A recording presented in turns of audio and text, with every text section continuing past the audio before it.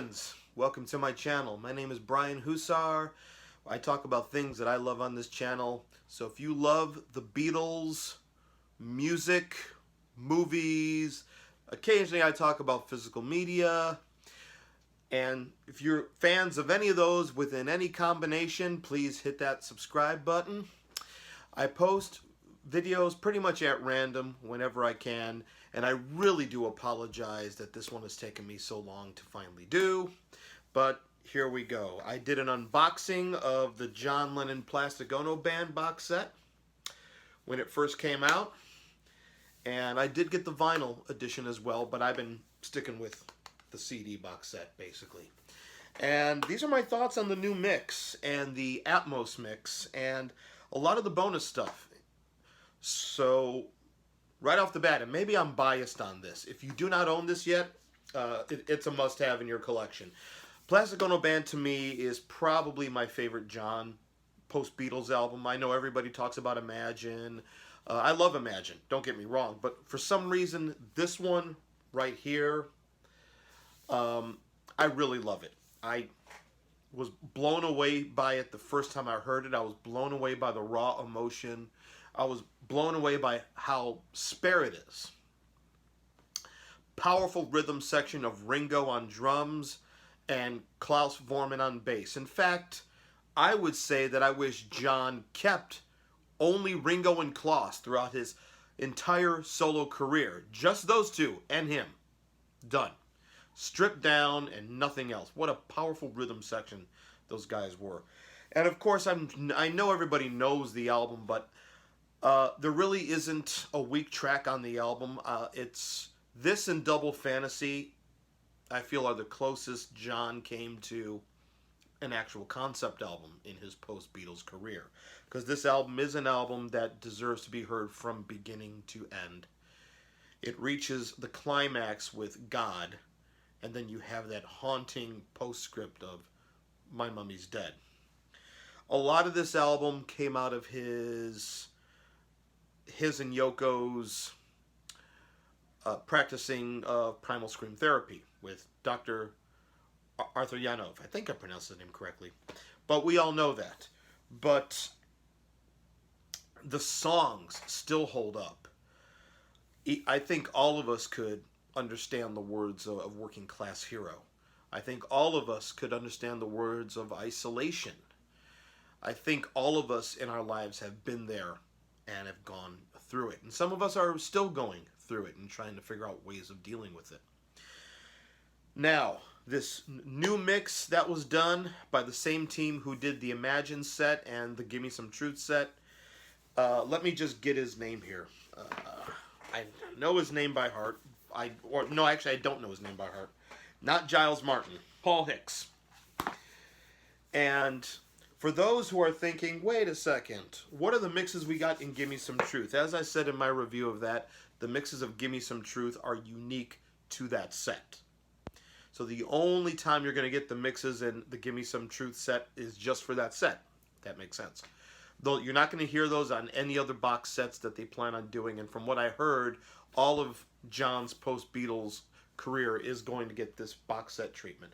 But what I love about the Imagine set, and especially this set, they just delve into everything. But my favorite of all of this is the raw studio mixes. Because you're hearing John and John talk with Klaus and Ringo throughout all of this. You're hearing the run-throughs. You're hearing just how control he is of what he wants creatively. And even Ringo and Klaus are chiming in with ideas. And the jams section, the jams disc, where John is going through rock and roll oldies, and even a version of Get Back, and even a version of Lost John, which is a Lonnie Donegan song, if you guys don't know that.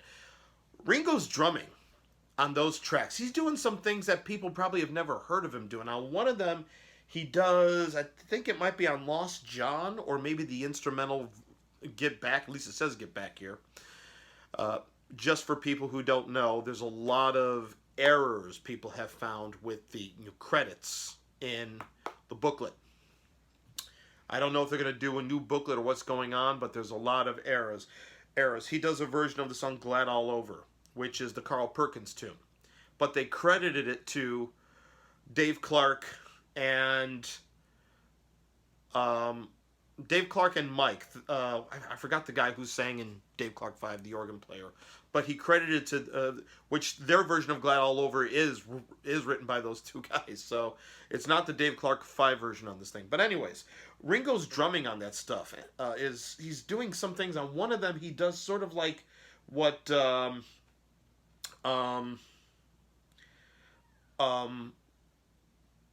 Rick Marotta did on Peg by Steely Dan. And you never heard Ringo drum like that. In fact, talk about the new mixes. They don't reinvent the wheel. A lot of the stereo placement and things like that are still the same, but with greater clarity and much more punch, if that makes sense. In fact, I don't think Ringo's drums have ever been recorded better than on this album originally. And the new mix shows that. They were recorded in stereo, true stereo.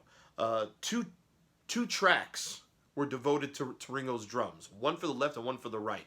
And this new mix just brings the clarity, especially of Ringo's kick drum, to the forefront. And of course, Klaus Vormann's bass, like I said, those two together are an incredible rhythm section. John's vocals are still raw, and a lot of that still has the echo that he added, but you do hear some of the undoctored stuff. Because one thing about John that he did do with this album and Imagine is that all of the echo and stuff like that was put on after. Although on one of the raw studio mixes, Ringo does say, "Phil, do you have echo on my cymbals?" So I don't know if Phil was still trying to do it or what, but the tracks were recorded dry, and everything else was added after the fact, as opposed to what we heard about All Things Must Pass. Phil put all the echo on at that time. We'll see what's going to happen with that. But the new mix is very, very, very good. Again, they didn't reinvent the wheel. It wasn't like what Giles Martin was commissioned to do with Sgt. Pepper and everything there. Especially with Sgt. Pepper, to make a stereo version of the mono. Because they felt the Beatles never made a proper stereo version. And the Beatles themselves have said that. But different story here. This set is just packed here. Now, the Dolby Atmos mix, I do have an Atmos system. It's, this is very stripped down. A lot of the stuff is front heavy. Only occasionally do things happen in what you would call the height channels in Atmos. But other than that, for the way it is and as minimal as it is, I like the Atmos mix, the surround mix for that. I haven't played the Yoko Ono Plastic Ono Band sessions yet, which I will do because I like her Plastic Ono Band.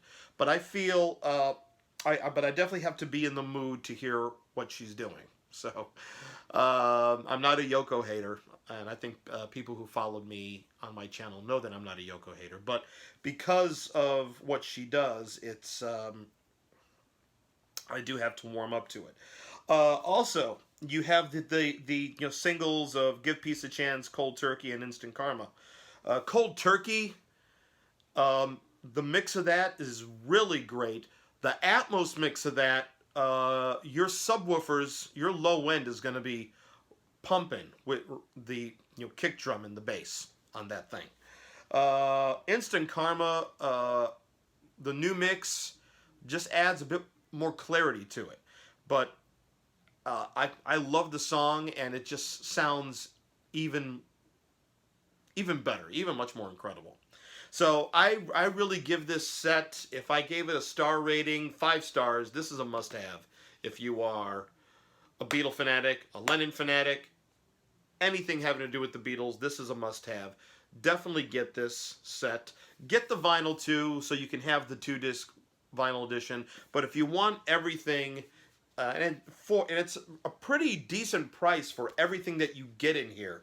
I mean, 1, 2, 3, 4, 5. I mean, just you get like 6 CDs and 2 Blu-rays. You can't go wrong with this. It's a bargain. That's my take. Must have. And leave me some of your comments. Let me know what you think about this set. And I'll be talking to you soon.